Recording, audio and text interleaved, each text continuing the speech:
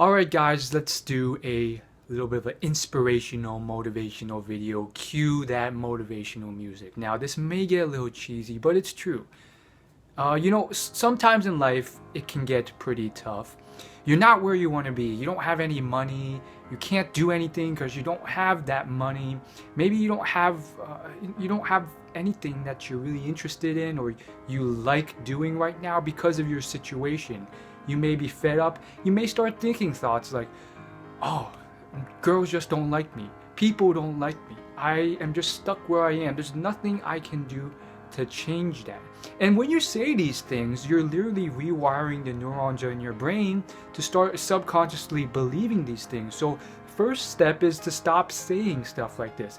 If you ever say anything where it begins with I am, rather than something negative, program it to something maybe slightly more positive. Maybe it's, impossible to think of something like, "Oh, I am incredible, I am amazing, I'm rich," because you're not. But maybe just something slightly more, like I'm feeling more energized today. And those will slowly rewire your thinking to slowly begin to think better. And every day, every week, every month, as you grow, as you change, because you can, you will start developing these new behaviors, these new mindsets. And when you say stuff like, "I am a winner, I'm successful," that will change where you are. The world is filled with self-help advice out there. That device, self-help advice. It's filled with motivational advice, all this stuff. And yet at the same time, despite all this encouragement, there's still all sorts of people who are stuck in the same old patterns. Maybe they don't watch it, maybe they don't care. Who knows what it is, but they just don't. And nothing changes. They're stuck with the same flawed mentalities that they've had, that generations before them have had. Things like, "Oh, this is it. I can't do anything." Rather than that, in every situation in life, we're presented with the opportunity, the decision. People don't realize this, but you can decide yourself whether to take a challenge or an obstacle or a pain or a problem and turn that into something that's better or worse. Some people, sometimes unnaturally, without them realizing it, they choose to be very negative about it. And what does that get them? It doesn't get them anywhere. They just waste an hour of their precious short time on this earth complaining, whining, feeling more negative and unhappy, and really not doing anything that will progress them or move them towards changing their lives. Other people, again, maybe this is a cliche topic, but I'm going to flip it on its head later on to maybe throw in a different perspective. Other people, and of course you've heard this probably before, they would turn that charcoal, that horrible time, that lemons, into lemonade. And they will look at those pains and problems as something that they will overcome. They will look at those failures and lessons and struggles and turn that into, "Hey, despite these additional obstacles, I will succeed. Hey, even though I have more problems and issues than even the average person, I will overcome them and beat them to achieve even greater success than you, who had it better than me. Maybe inherited money, maybe had a better time, but despite my problems, I will overcome them." And whatever you want, live a happy life, actually have free time, be able to pay rent, whatever it is that you're looking for, maybe vacation in a tropical island. Those things are achievable, but they're not easy. You have to put in that work. So let me try flipping it on its head.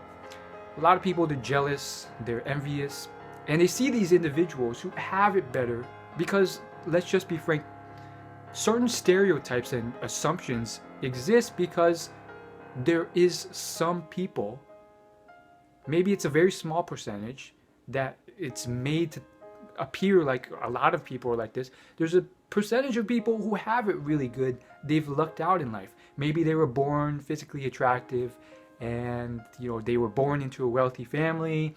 Everything was really nice to them, and then they had connections which set them up for a job and so forth. Whatever it is, the point is,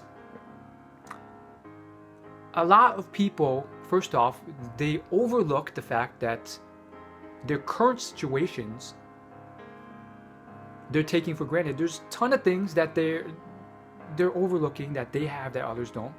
So they take things for granted that they don't think they even have. Second thing, they will always be focused on those better than them and overlook all those people who are worse off than them. And then third off, they're unaware of the thousands of stories of people who had it worse than you, who overcame greater obstacles to get to where they got to.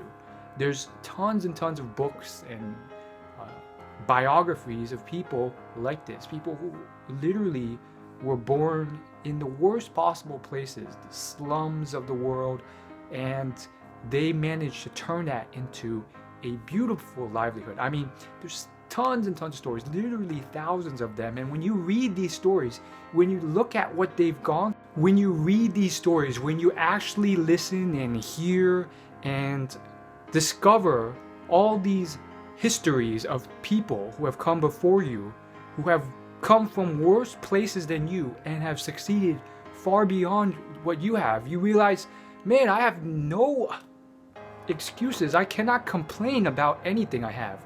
And I think the big issue is that most people, they don't realize what's out there. There's already tens of thousands of stories of all different types of individuals who have done this, and unfortunately they don't know about them. They don't know all these stories out there. I challenge you to go out there and read at least one of these stories. I'm going to list a few, as well as books that have multiple stories in them like this. My challenge to you is, of course, to go out and research and learn about these people.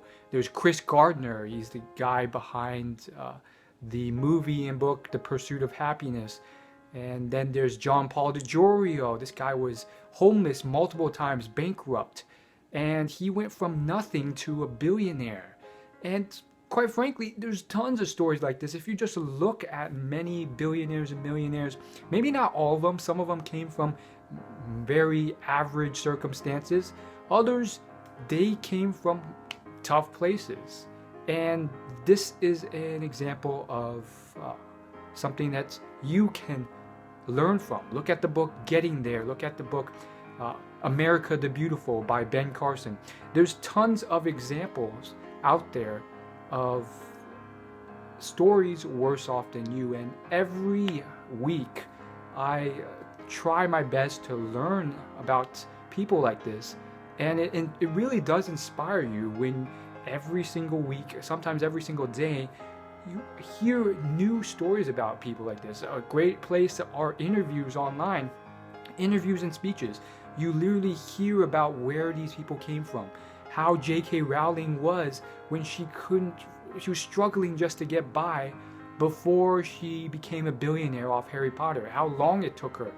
You can learn about people you can even look to modern celebrities, and you will find stories there. Wherever you look, wherever there's success, if you just examine their real stories, it's usually, sometimes it is, but usually it's not this overnight success. How about the 10 plus years Psy was a musician after he couldn't graduate from college, before his song got billions of views and he became famous for Gangnam Style.